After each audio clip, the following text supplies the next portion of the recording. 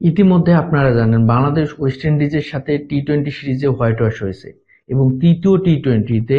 বাংলাদেশ 5 উইকেটের বড় ব্যবধানে পরাজিত হয়েছে, যেখানে বাংলাদেশ 151 রান করেছে, 5 উইকেট হারিয়ে ওয়েস্ট ইন্ডিজ সেই রানের লক্ষ্যে পৌঁছায়। কিন্তু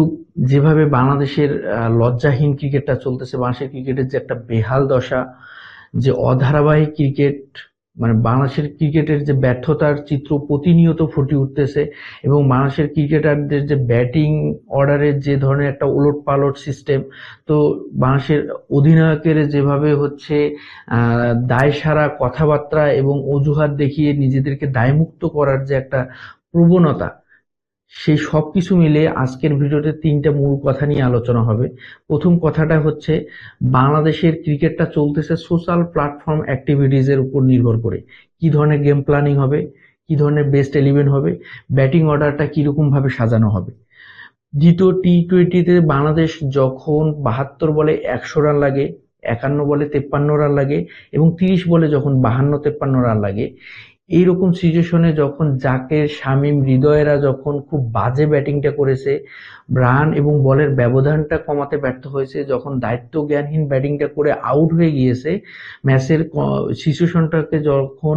বিপর্যয় অবস্থায় ঠেলে দিয়েছে, ঠিক সেই সময় যখন খুব সমালোচনা হচ্ছিল হচ্ছে সোশ্যাল প্ল্যাটফর্মে, যে এই সময় কেন বাংলাদেশ প্ল্যানটাকে পরিবর্তন করলো না, অল্টারনেটিভ প্ল্যানে গেল না, কেন একটু নতুন ক্রিয়েটিভিটি করলো না,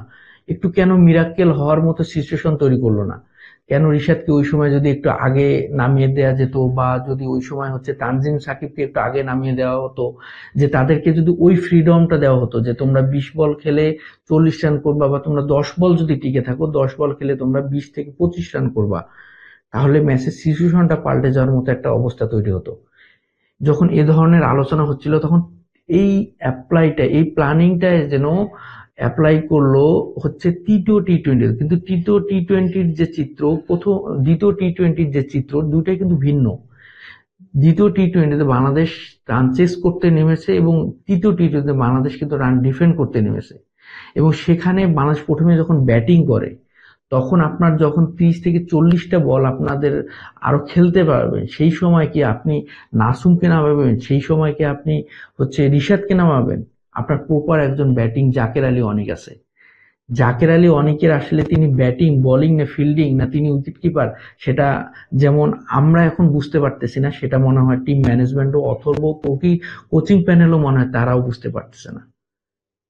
জাকেরের আসলে রোলটা কি, দলের জন্য তার ভূমিকাটা কি, তাকে কেন 8 নম্বর পজিশনে, 7 নম্বর পজিশনে নামানো হলো, তাই কেন নাসুমের পরে নামানো হলো, তাই কেন রিশাদের পরে নামানো হলো? একজন প্রপার ফিনিশারকে কেন আপনি ওই পজিশনে নামাবেন? তাহলে তার কাজটা কি? নুরুল হাসান সোহান, লিটন কুমার দাস যখন উইকেট কিপিং করতে পারে, তাহলে তার রোলটা কি, তিনি কি কাজের জন্য আসেন? এক, সাইফ হাসান এশিয়া কাপ থেকে শুরু করে দুর্দান্ত পারফরমেন্স করে আসতেছেন, হার্ড হিটিং ক্রিকেট খেলতে পারেন, লম্বা লম্বা ছক্কা মারতে পারেন, বাউন্ডারি বের করতে পারেন, কিন্তু তার মধ্যে যে ফেক কনফিডেন্স, তার মধ্যে যে কনফিডেন্সটাকে লুজ করে দেওয়া হচ্ছে, তার জন্য প্রকৃতপক্ষে বাংলাদেশের টিম ম্যানেজমেন্ট দায়ী। তাকে এক একটা সময় এক একটা ম্যাচে যখন এক এক পজিশনে নামিয়ে দেওয়া হচ্ছে, আপনি ব্যাটিং অর্ডারে যখন বারবার প্রতি ম্যাচ পর পর পরিবর্তন করতেছেন প্রত্যেকটা ব্যাটারের, তখন কিন্তু এই ব্যাটারদের যে রোলটা প্লে করা দরকার, তারা কিন্তু সেই যে ধরনের ক্রিকেটটা খেলা দরকার, যে ধরনের অ্যাপ্রোচটা দেখানো দরকার তার পজিশন অনুযায়ী, সেটা কিন্তু ভুলে যাচ্ছে, এবং তিনি নিজেদের মধ্যে আত্মবিশ্বাসটা অনেক বেশি লুজার হয়ে যাচ্ছে। এই ব্যর্থতা, এই সব কিছুর জন্য যায় টিম ম্যানেজমেন্ট, যারা এই প্ল্যানিং এর সাথে জড়িত। বাংলাদেশের ক্যাপ্টেন লিটন কুমার দাস, তিনি বরাবরই অন্যের নিয়ে সমালোচনা করেন, তিনি নিজেকে নিয়ে কতটুকু সমালোচনা করেন? তিনি বরাবরই যেভাবে ব্যর্থতার পরিচয় দিচ্ছেন, 20-30 রান করে 9 রান করে দায়মুক্তি করতেছেন, তিনি এসে যখন হচ্ছে প্রেস কনফারেন্সে এসে যখন হচ্ছে মিডিয়ার সামনে ডান হাত বাম হাতের পরেও একটা হাত অজুহাত দেখাচ্ছেন, ডিউ ফ্যাক্টর, আপনি এটা দিলেই হয়ে গেল। আপনি যখন আপনার এই উইকেটে যখন হচ্ছে ওয়েস্ট ইন্ডিজের অধিনায়ক থেকে শুরু করে ওয়েস্ট ইন্ডিজের কোচ যখন বলতেছে এই উইকেটে মিনিমাম 180 থেকে 200 রান করা দরকার, সেই উইকেটে আপনি 150-60 করে কি নিজেকে সেফ জোনে রাখতে চান, সেই রানটা ডিফেন্ড করে আপনি মানে সক্ষমতা রাখেন,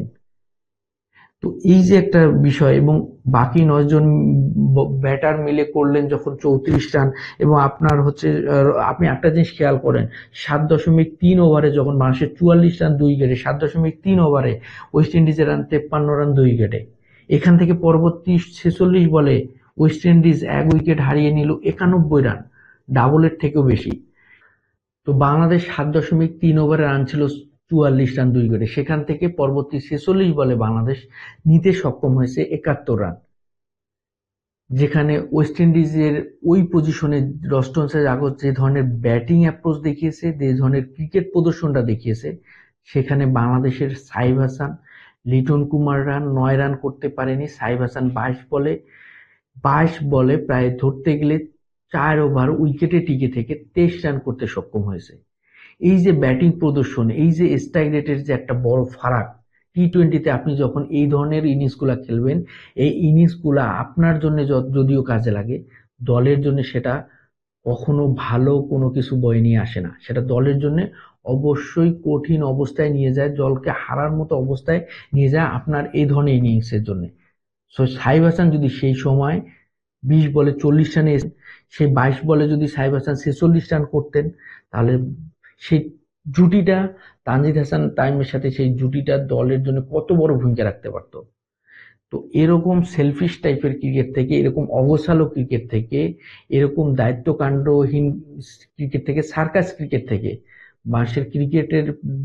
ক্রিকেটারদের পাশাপাশি বাংলাদেশের টিম ম্যানেজমেন্ট, বাংলাদেশের ক্যাপ্টেনরা যদি বের হয়ে আসতে না পারে, সেটা বাংলাদেশের ফিউচার ক্রিকেটের জন্য কোনো ভালো ফল বয়ে নিয়ে আসবে না।